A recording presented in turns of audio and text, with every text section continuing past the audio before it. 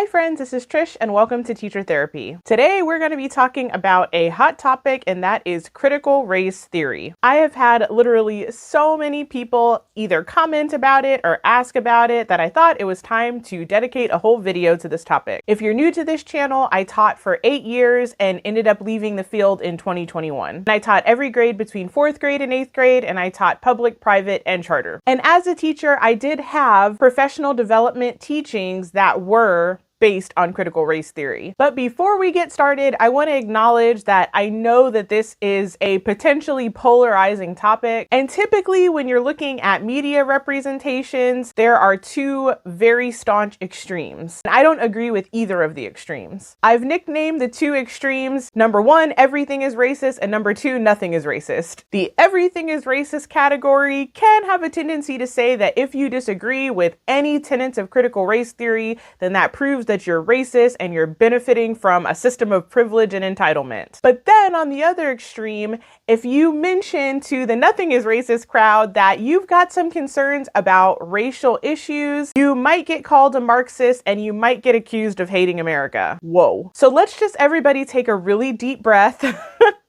As you're going to see in this video, I don't agree with a lot of tenets of critical race theory, although I do acknowledge that there are still racial problems in America. So I just want to kind of acknowledge that there is such thing as nuance, that there is a continuum of beliefs, and that we just kind of have to give people grace sometimes and not just assume because they say one thing that they believe 10 things. The things that I'm going to describe about critical race theory are going to be considered by most people to be pretty extreme, but I want to make sure that I make it clear not every topic in education goes under the umbrella of critical race theory. You've got to think about the continuum again. There are some people within education that would say, for example, that it's a good idea for children to read books that have characters that are different races. So just because some people say things like that, it does not mean that they are teaching critical race theory. So let's talk about what are some of the controversial aspects of critical race theory. There is a belief that racism has impacted and infiltrated every aspect of American life, including all of its systems and structures. So the question is never if racism is present, but how and in what ways is racism present. Another core belief is that all white people benefit from these systems and structures, and they have internalized racism even if they're completely unaware of it, and even if they are not doing it intentionally. Some people would call this unconscious bias. There's also a belief that people fall within two categories, which is either the oppressed or the oppressor. Now, there are varying degrees of this oppression depending upon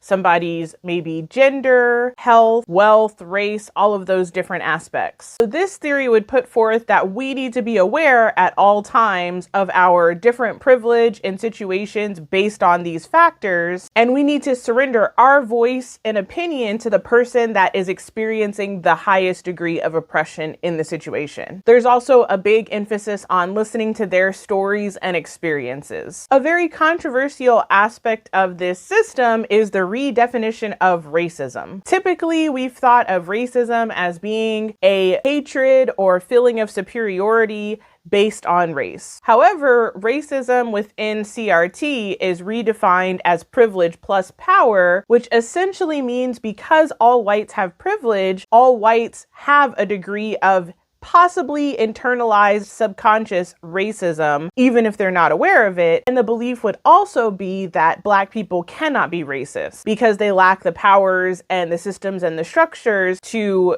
oppress people with their power. So all of these ideas can kind of be bundled up in the term whiteness in relation to white people, because they're seeing this as encapsulating the oppression and the privilege and the internalized mindsets. So they would be looking for ways where there is whiteness present in a situation in order to remove it or possibly challenge it in any way possible. There's also the belief that all racial inequities are a result of racism and racism alone. And the belief follows that any desire to find additional causes for a person's situation is an outworking of racism on your part. So for example, if students are scoring lower than their white counterparts, within this system, that is solely a result of racism and nothing else. And if you ask about maybe their study habits or their home situation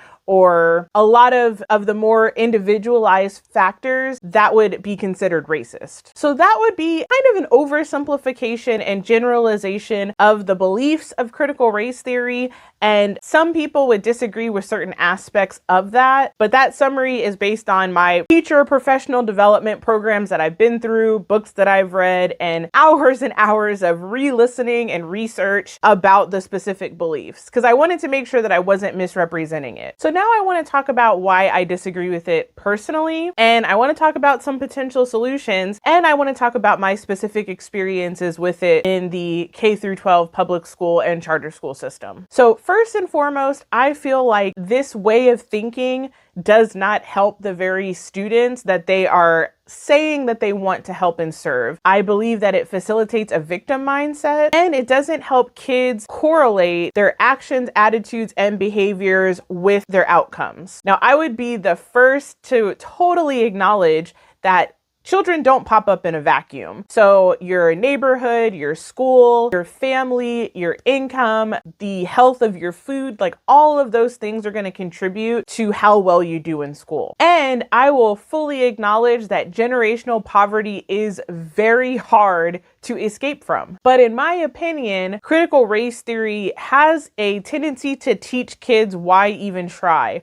If everybody is racist, that doesn't look like you, and if every system is against you and will be against you for the rest of your life, and if you are constantly identifying as somebody that is a victim and that's oppressed, then why try? Why study? Why do homework? Why work hard? Why do anything? I really believe, especially in 2022, that the more that we could help students to take more ownership of their studies, their academics, their choices, even their moral character and development, the better chance they do have for success in the future. I also think CRT is very adversarial and divisive in a way that's not helpful. I understand that some conversations, just by virtue of the topic, are difficult to have. But I think the second that you say like every white person is racist, even if it's subconscious and internal, and that every Black person is an oppressed victim, then it's almost like you have a predetermined fate that you can't really escape from. And I just don't believe that's true. I also ironically think that mindset leads to more stereotypes and more actual racism for both races. So for example, in some of the professional developments that I've been through and some that I even found online just when I was researching for this topic, they would say things like white culture is intellectual and polite and organized and methodical and individualistic.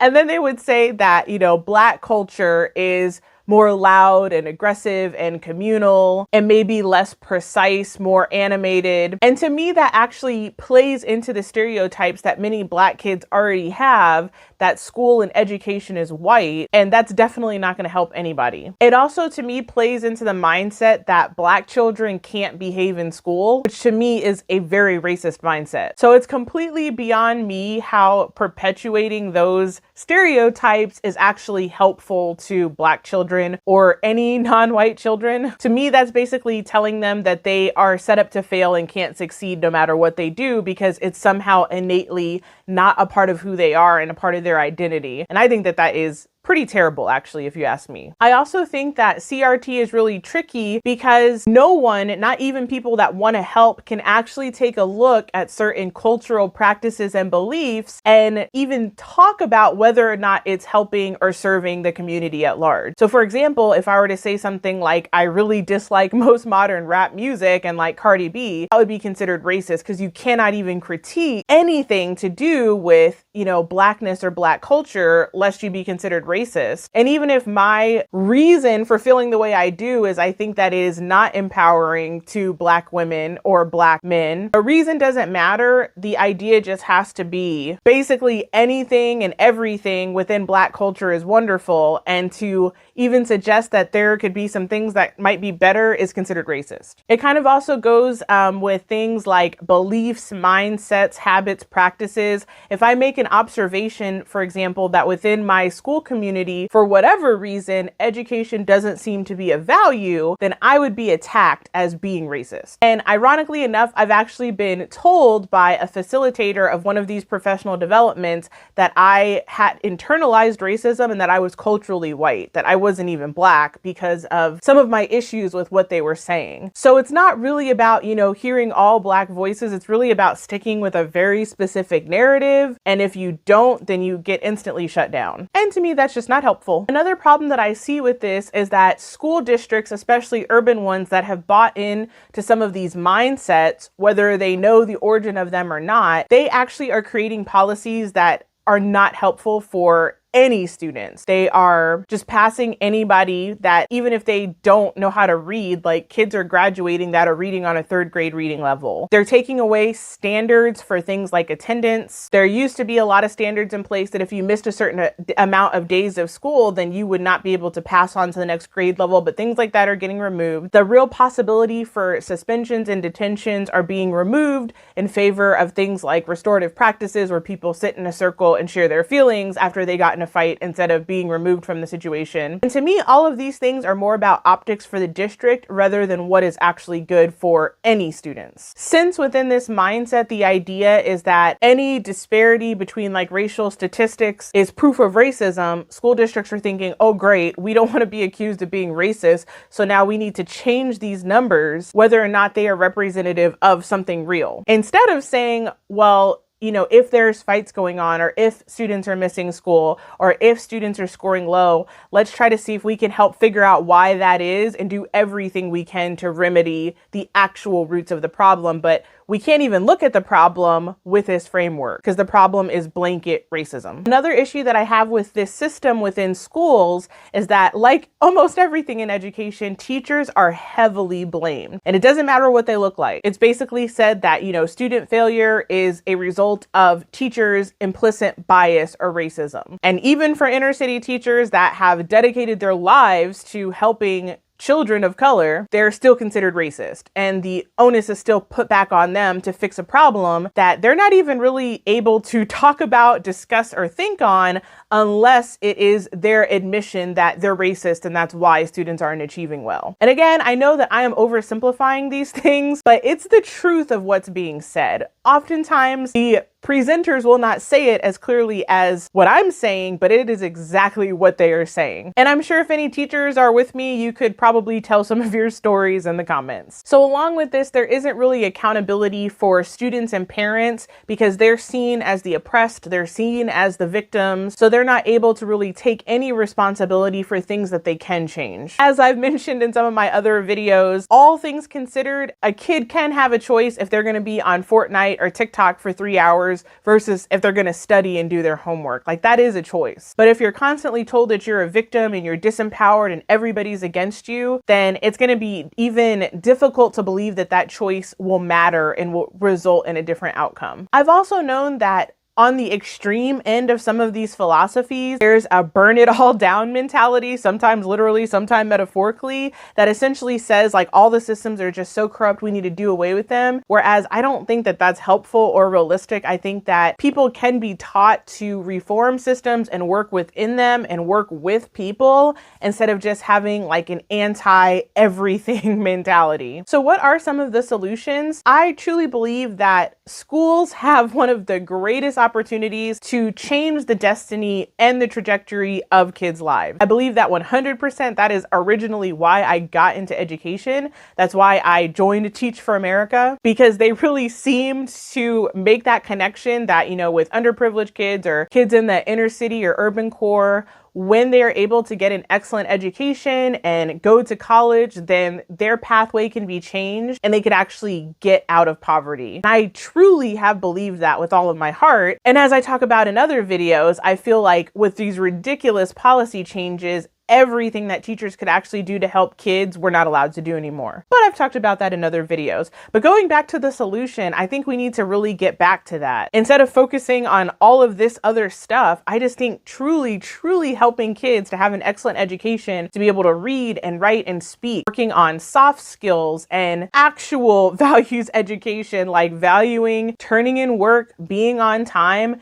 knowing how to cooperate and work with others, knowing how to facilitate conflict resolution, knowing how to express grievances without getting in fights and getting kicked out. Like, all of these skills are necessary for really just about any kind of job in a functioning society. And I believe that those are the kind of values that schools can help with. If for whatever reason kids are not coming to school with those values, school can help with that. But it's got to be intentional and it's got to be somewhat organized. I think that strong career education would be really helpful. So for example, schools could research the top 10 highest paying jobs, and they could really help students take a look at what it takes to be a doctor or a lawyer or whatever career, and really help them isolate what personal skills, what character skills, what type of work habits would be necessary to go to college, to get a degree in that field, and then to actually perform that job on a day-to-day basis, so that students actually have a vision for where they're going and what they need to get there, instead of just having the mentality that everybody's against me and there's nothing that I could do to get out of this position. For me, the original goal of school was so that students could have options. They would have an education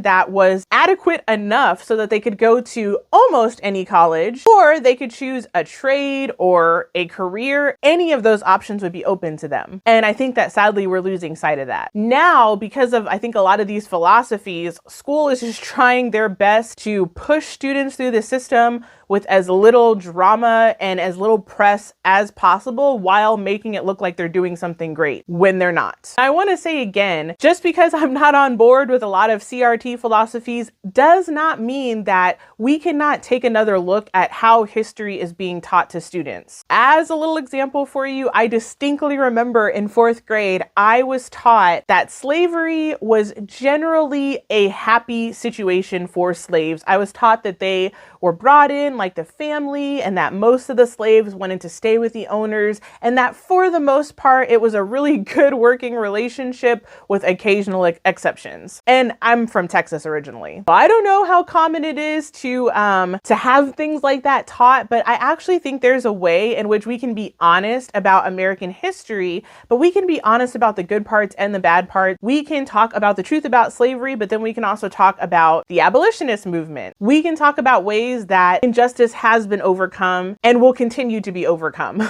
I think that all of those things are important. I think it is important for students to understand things like the Constitution and how the government is supposed to work, so that they don't feel like the only option is to burn things down, that they can have some kind of sense, at least, of how things are supposed to work, so that they can work toward building a better situation for the future, instead of just having the mentality that everything's so broken it has to be torn down. But all of those things actually come from getting an adequate education. I do think the emphasis on having empathetic conversations with people and listening to their experience, that can be really good and powerful, and it can have value. The question just always comes back to, what is the purpose for this? And I do think it can be really eye-opening and healthy for people from other racial groups to hear and listen to the feelings and the experiences of the pain that people have been through. I have a whole video on why I quit teaching private school, where I discuss a situation where I was in a job where I genuinely felt that I was not wanted there, and racism was a part of that reasoning in that situation. So I do think it is good for people to learn to be sensitive. I just think the way it's framed is so important. And I think we actually need like new people rising up that will come up with new professional development programs that figure out a way to acknowledge the pain of the past and the present and be honest about history, yet actually equip students with hope for the future. I don't know about you guys, but learning about, Malala and how girls in other countries don't even have the privilege and the ability to read, that would get my girl students fired up up to want to learn how to read and to have value in that. Learning about other countries that are truly disadvantaged as well, and the absolute regard they have for education. I think our students here in America could stand to hear that, and in other countries too. Any country that is just so flippant that they don't value education at all and they think it's all stupid, they need to learn about either time periods in history where not everybody had that opportunity, or places in the current world now where not everybody has the opportunity to learn how to read and write and do math. So a lot of people are wondering, where exactly is this showing up in education? And for that, I can only give you my personal experiences, because I know that every state and every school district is going to be different. But my understanding is it's going to come up the most in college and university settings, in teacher training programs, and ongoing professional development for non-teachers. Those are meetings that we have quite frequently, actually, where sometimes like outside programs come in, or like at the beginning of a school year, we might have 3 days of professional development, and one of those days could be dedicated completely to a topic like equity or something of that nature. In one particular district, we had something called Courageous Conversations and Beyond Diversity. That was like the name of the professional development program. And we worked with some of those materials all throughout the year. So my current understanding is this is mostly something that adults are talking about, and I have never seen any organized program that is actually teaching this to students. However, I mean, a rogue teacher here or there can definitely bring up some of these themes in their classroom for sure. I just personally have not seen or known anybody that is actively teaching critical race theory to students. My biggest concern with it more is on the district level, where people are making policies for students based on these mindsets. Although I really would be curious to find out from other teachers, have you heard about this? Have you learned about it? Do you have professional developments like this? Has any of this made its way into your curriculum? I'd be really interested to know. I will say again that a lot of people really don't mean any harm. They are really seeing a problem and they're trying to fill in the gaps and do something, and they're going with whatever resources they can find, which sometimes it can be kind of limited. So I do believe that teachers, parents, I think everybody needs to take a deep breath and be gracious with people and just have conversations and talk to them. I think it's also good if you can get your hands on literature, because for example, the Courageous Conversations professional development I had, they have a whole book on it. So any like parent or person that is genuinely concerned, you can probably get your hands on the actual material. That way you can point to something tangible and say, hey, I'm hearing this. How is this being discussed? Do you see potential problems with it? I think kindness, understanding, and talking goes way farther than yelling and screaming and melting down. I do still remember a particularly uncomfortable professional development where literally they put chart paper all over the building. That's like big, giant pieces of paper. And they asked the teachers and whoever else was in the room to go around and write like stereotypes and beliefs and things that you've heard that are negative about each and every different racial group. And so we had to go around and write that on the chart. Then we had to walk around the room and read all of these terrible things and then go back to the table and discuss it.